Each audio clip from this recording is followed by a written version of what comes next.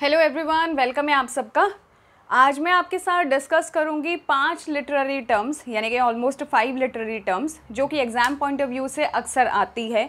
कोई सा भी आप टेक्स्ट पढ़ते हो उसमें कुछ ना कुछ लिटरेरी टर्म का ज़रूर यूज़ होता है और बहुत सारे स्टूडेंट्स की ये क्वेरी रहती है कि इन टर्म्स के लिए क्या स्पेशली फ़ॉलो किया जाए, यानी कि इनके जो फिर भी डाउट्स रह जाते हैं जब हम इनको कहीं और से भी पढ़ते हैं तब भी कुछ ना कुछ ऐसा रहता है कि कन्फ्यूजन क्रिएट करता है।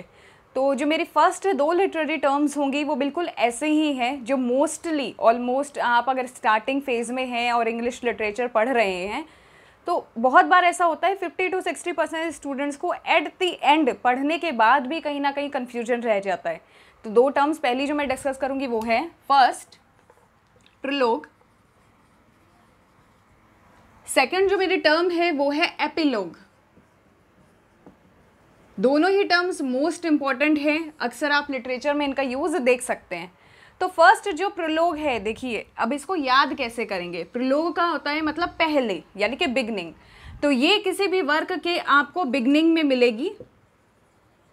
तो आप कह सकते हैं कि ये जब वर्क लिखा जाता है तो ये किसी भी पर्पस फुलफिल करता है। इन शॉर्ट उस पूरे टेक्स्ट में आप क्या पढ़ने वाले हो ये उस टेक्स्ट का पर्पस रिवील करता है। तो ये तो हो गई इसको पहली चीज़ जिससे आप इसको याद रख सकते हैं। दूसरा है एपिलॉग। अब कैसे याद करेंगे, ई है तो आप इसको एंडिंग करके याद कर सकते हैं, यानी कि ये आपको टुवर्ड्स द एंड मिलेगी। आफ्टर टेक्स्ट, आफ्टर टेक्स्ट आप टेक्स्ट कह लीजिए, पोम कह लीजिए, ठीक है। तो बेसिकली प्ले में आपको ये चीज़ जो है एपिलॉग ज़्यादा मिलेगा।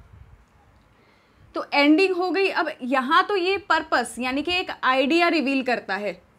अब यहाँ पे ये जो है ये कंक्लूजन का काम करता है कि पूरा टेक्स्ट जब आपने पढ़ा तो आपने क्या सीखा या आपको क्या समझ आया। तो राइटर जो है या प्ले राइट जो है वो आपको एक रफ आइडिया देता है कि इस टेक्स्ट में जो जो आपने पढ़ा उसके अकॉर्डिंग कंक्लूजन ये था या रिजल्ट ये चीज़ थी। तो प्रोलोग यानी कि पहले बिगनिंग में और एपिलोग यानी कि एंड पे। कुछ एग्जाम्पल प्रोलोग का, जैसे आप बेस्ट एग्जाम्पल अगर देखें तो वो है द कैंटरबरी टेल्स जो कि जॉफरी चौसर का है, ठीक है। The general prologue of the Canterbury tales, आप चाहें तो इसको पढ़ सकते हैं। नेक्स्ट है एग्जाम्पल इसका, अगर एपिलॉग का मैं दूं तो द टेम्पेस्ट जो कि शेक्सपियर ने लिखा है। एक्ट 5 के तुरंत बाद, यानी कि जब सारे एक्ट्स खत्म हो जाते हैं उसके तुरंत बाद उसका एपिलॉग आता है, तो ये लिखा था शेक्सपियर ने। तो आई होप कि ये 2 टर्म आपको क्लियर हो गई होंगी। प्रोलोग यानी कि पहले बिगनिंग में जिससे कि पर्पस दिया जाता है, आप इसे इंट्रोडक्शन कह सकते हैं कि टेक्स्ट का इंट्रोडक्शन देता है। एपिलॉग यानी कि एंड ऑफ द टेक्स्ट, कि जहाँ पे एंड हो जाता है या टेक्स्ट अबाउट टू एंड होता है उससे पहले ये दिया जाता है ताकि आपको ये रिवील कर सके कि इसका पर्पस क्या था या इसका कंक्लूजन क्या था। नेक्स्ट टर्म देखते हैं।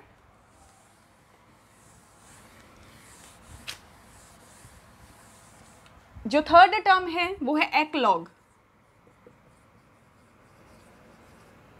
अभी हमने पढ़ा प्रोलोग, एपिलॉग।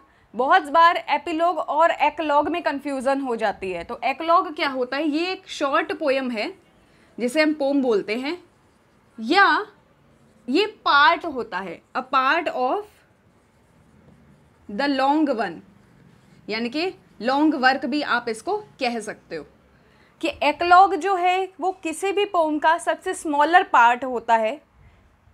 ये मोस्टली, मे बी और मोस्टली डायलॉग फॉर्म में लिखा जाता है, ठीक है। तो आपको ये 2 चीज़ें याद रखनी है कि ये शॉर्ट पोम है या फिर ये डायलॉग फॉर्म में लिखा जाता है। शॉर्ट पोम के साथ आप ये भी कह सकते हो कि इसे लॉन्ग पोम का ये दरअसल इंट्रोडक्शन है। जैसे हम प्रोलोग को कहते हैं वैसे ही एक्लॉग होते हैं। मोस्टली इसमें जो आपको डिपिक्शन मिलता है वो पास्टोरल सेटिंग होती है, ठीक है। अब मैं एग्जांपल अगर आपको इसका बताऊं तो वो है द शेपर्ड्स कैलेंडर, स्पेंसर का। अगर आपने देखा उसमें 12 एक्लॉग्स के बारे में बात की है। आई होप कि एक्लॉग का आइडिया आपको क्लियर हो गया होगा। अब देख लेते हैं नेक्स्ट टर्म, यानी कि फोर्थ टर्म। हमारी जो फोर्थ टर्म है वो है इंटीरियर मोनोलॉग। इंटीरियर मोनोलॉग, और यहाँ मैं इसका कंट्रास्ट दरअसल करना चाहूँगी ड्रामेटिक मोनोलॉग से, क्योंकि बहुत बार स्टूडेंट्स ये सोचते हैं कि ड्रामेटिक मोनोलॉग और इंटीरियर मोनोलॉग ये दोनों सेम है।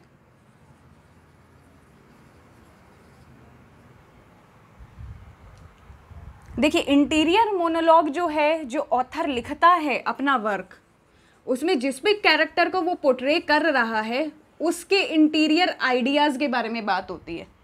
यानी कि किसी भी कैरेक्टर के जो इंटरनल आइडियाज़ या जिनको आप थॉट्स कह सकते हो, उनके बारे में बताया जाता है।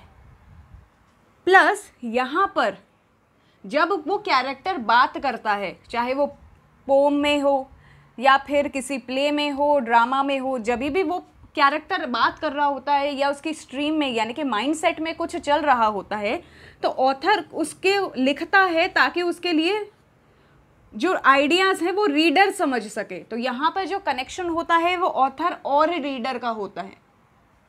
आप ये कह सकते हो कि ऑथर ने लिखा वो कैरेक्टर, इंटरनली उसको एनालिसिस करने के बाद, और उसका पर्पस क्या था कि रीडर तक पहुँचाना, कि रीडर उसको समझ सके। तो जितने रीडर उस चीज़ को पढ़ेंगे उनका जो पर्सपेक्टिव होगा वो इंटीरियर थॉट्स को समझते हैं उस कैरेक्टर के।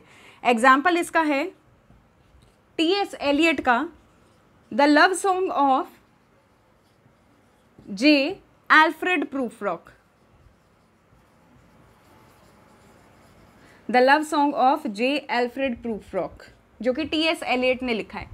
ड्रामेटिक मोनोलॉग जो है ये थिएट्रिकल डिवाइस है, यानी कि इसका जो यूज़ है वो थिएटर में ज़्यादा देखने को मिलता है। इसमें जब कोई कैरेक्टर स्टेज पे परफॉर्म करता है, यानी कि जब स्टेज पे उसकी परफॉर्मेंस चल रही होती है, वहाँ पे अगर बाकी सारे कैरेक्टर भी हैं, मान लीजिए एग्जाम्पल के लिए कि 1 2 3 4 1 कैरेक्टर कुछ बोल रहा है, ठीक है, तो सेकंड, थर्ड एंड फोर्थ जो कैरेक्टर है उनको वो वर्ड्स तो सुनाई नहीं देते। एज एन ऑडियंस उसके डायलॉग, यानी कि नंबर 1 जो कैरेक्टर है इसके डायलॉग एज एन ऑडियंस हमें सुनाई देते हैं। तो यहाँ पे जो कनेक्शन होता है वो उस कैरेक्टर का ऑडियंस से होता है।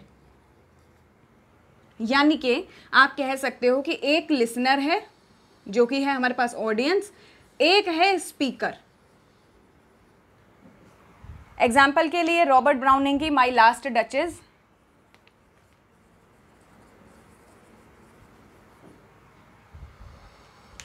तो इंटीरियर मोनोलॉग जो है इंटरनल थॉट्स को बताता है, जिससे कि कनेक्शन किसके बीच डेवलप होता है, उस कैरेक्टर और रीडर के बीच, यानी कि इनडायरेक्टली ऑथर एंड रीडर के बीच।